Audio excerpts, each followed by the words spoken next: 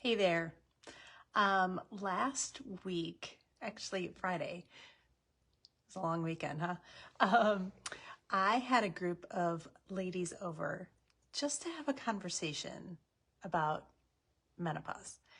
And boy, it was such a rich and fun um, time. And we were able to just openly share with each other about our experiences going through this transition in our life that is just normal and natural and yet confusing, frustrating, and you feel like you're just kind of playing it by ear because we weren't taught what to do, right? Our moms, they taught us a lot about growing up. But you know what? They weren't taught. They weren't allowed to talk about menopause. So they weren't equipped to teach us. Our doctors may not be the best resource, believe it or not. You would think they would be, but they're not all educated in the latest treatment and symptoms of menopause. And so I learned a lot from these ladies. I hope they learned a lot. And working with the Enneagram has been so helpful for me and my clients to get to know who they are, what makes them tick, and how they show up differently and unique in the world. And so I want to bring the topic of menopause and the Enneagram together because it's going to give you personalized, very specific ways to navigate this journey of the transition of going through menopause. So I thought I would go through each one and listen for your type. If you don't know your type, of course, you can always take my free Enneagram test, which comes with a free typing interview. So take the test, take your time. And then once you get your results, set up a time with me. I want to talk about if this is the correct type for you so you can start in the direction that you're supposed to be going. I don't want you to be confused. I want to clarify any questions you have, and then I can help you go deeper with that. So let's start with the helper, the type 1. You need to prioritize yourself, right? Menopause has disrupted your perfect schedule and your perfect routine. I get it. It's frustrating. You might be like, like remembering going through middle school when you first got your friend. You didn't know when she was coming. You didn't know how long she was going to be staying. It's kind of back to that middle school unpredictability. So always carry, I call it an emergency kit, just to be prepared. Have self-compassion. Give yourself grace and room to move with what's going on with your body. You're doing great. Type 2, the helper. I know this one's going to be hard, but you need to prioritize you. You need to help yourself like you help others. You're such a good helper. You're always putting others first. You need to put yourself first, especially during this transition of your body changing. Don't let your symptoms sideline your self-care. Setting boundaries is going to be really important and healthy, and you deserve to feel your best. Type 3, where are the type 3s? That's me too. The achievers. Reframe your narrative of what it looks like to age gracefully, right? Kind of making it a positive flip to that.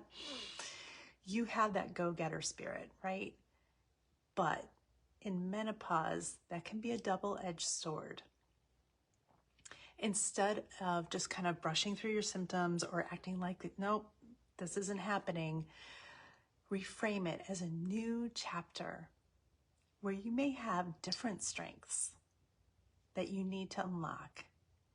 And you might have to explore creative ways to navigate this amazing season that you're in.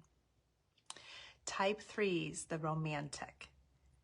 Find the beauty in the change, right?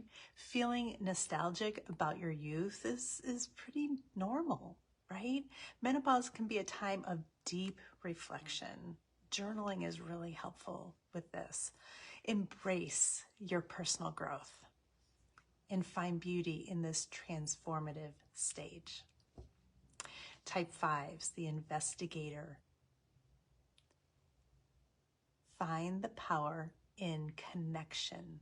This is where you need to find your tribe and your people that you can talk to about what's going on with your body. Research your superpower. Research what's going on in the menopause world. It is exploding right now. And there's so much research happening and being published. It's hard to keep up with, but I know you 5s love to do that. Don't forget about the power of community and coming together. If you want an invitation, because I'm going to do this gathering again, and we're just chatting and talking. There's one of the instructions I have on the invitation is keep your cards at home. No credit cards and no business cards. This is not for networking. This is nothing's being sold. This is just to get together with other women to talk about this topic and learn as much as we can. So connecting with others, type 5, is going to be super important for you. It's going to help you understand what's going on better. Type 6, the loyalist. Trust your gut. Trust your gut, right? You crave that security. And menopause can make it a little insecure and make you feel unsettled. But remember your inner strength. Seek reliable information, but also trust your intuition when making decisions about what treatment plan you want to do. There's so many out there. What is right for me may not be right for you, but you need to know what's right for you, and you know that. All right, type 7s, the enthusiasts. This is quite an experience, isn't it? Embrace your new experience. This might having you want to distract yourself from what's going on because it may not seem real positive. But what I want you to do is consider finding ways to in a healthy way, manage your stress and find joy in the slower moments. Allow yourself to go deeper with relationships and experiences, because that's where you're going to find the fulfillment. Don't try to keep yourself busy with everything to distract yourself from just not wanting to deal with going through this season of life, with trying to be in denial.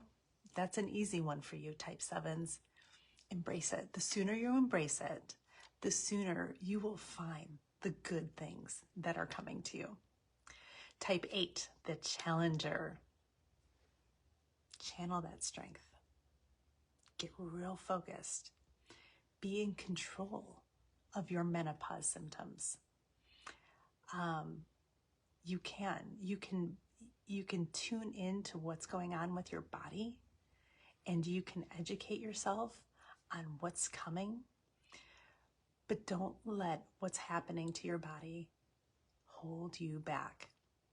Channel your strength. Get a hold of your self-advocacy. Speak up for what you think is right for you. When you go to the doctor, be equipped with the questions to ask them. Stand up for what you know is right for you. And find healthy outlets for your emotions. Again, coming together in a community.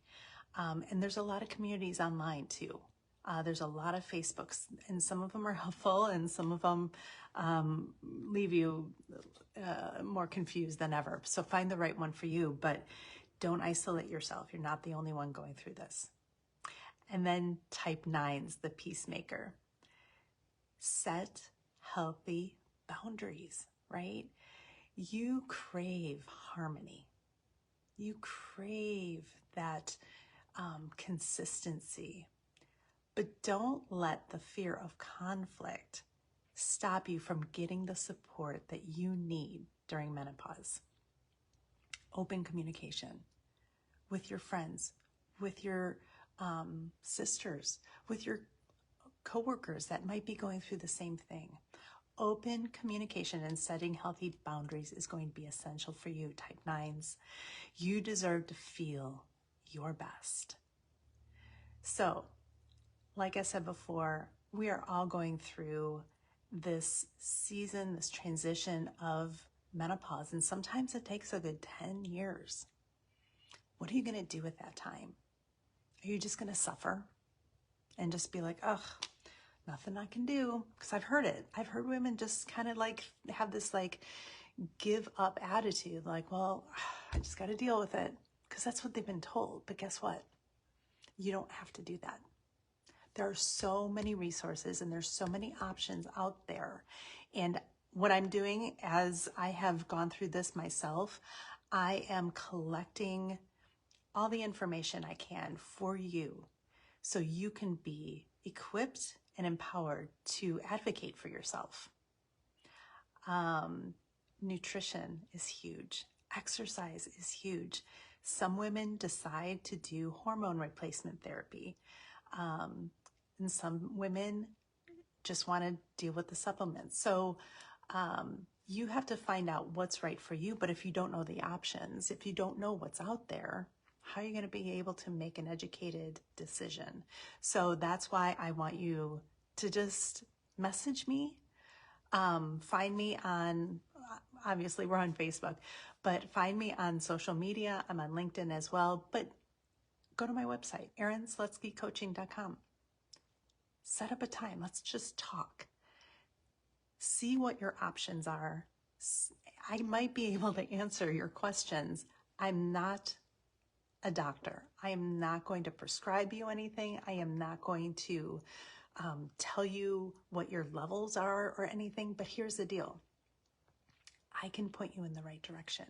I can give you that courage. No, I'm not going to give you courage. I'm going to help you find your courage. You've got courage. You've got that power inside of you. I'm going to help you find it. Another thing I love to do, especially with the Enneagram, this time of our life, we start questioning things. We're like, wait, what is my purpose? What am I supposed to be doing with my life? I can help you figure that out. Another thing I hear women in midlife question is their identity. Who am I? My kids are starting to leave the nest or they've gone. My parents need care, so I'm their caregiver. You may be married, you may not be. Who am I without those roles? My career is coming to an end, or I need to make a change. How will I know what is right for me? Again, that's where the Enneagram comes in. When you can stay focused on who you are, what motivates you, what makes you tick, and what gets in your way, you can stay focused in the direction you're supposed to go, not what other people are doing or what they're telling you to do. You can stay focused, say, okay, I'm an Enneagram type 3. I'm the achiever. I love to fill in the blank, right? This is what motivates me. And this is what holds me back. So I'm going to go a different path. We all have a different way of navigating this.